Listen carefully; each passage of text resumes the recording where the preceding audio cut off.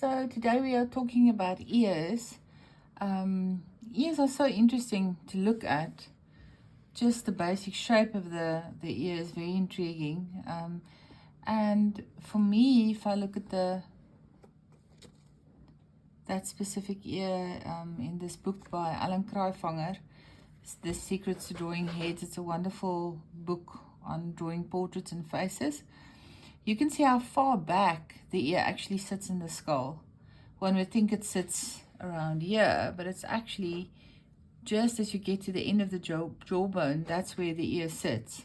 If I did sculpture a few months ago, and when I was doing the ear, I was making a face from clay. I actually put the ear here because I didn't think it was that far back. So that's the first thing to notice, is where it's actually placed within the anatomy of the face, and then also what it lines up with. So it actually lines up with a few interesting things. If you think about that there, it lines up with the eyebrow, almost lining up with the eyebrow at a sort of an angle, and then with the lower part of the ear lining up with the lower part of the nose.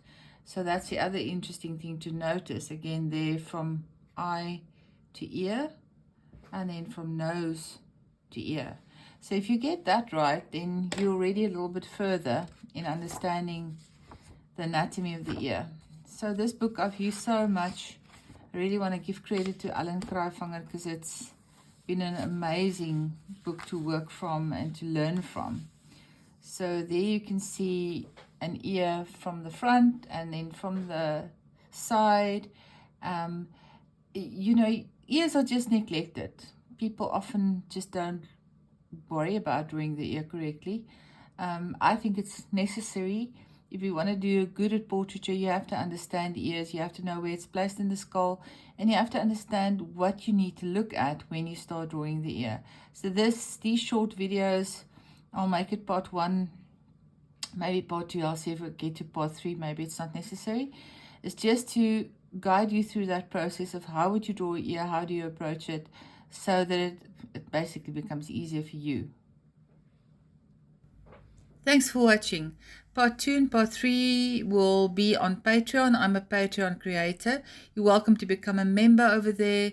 The part 2 and part 3 will be there, as well as a lot of other videos on lots of different subject matter, and specifically on different techniques and different ways to draw and paint.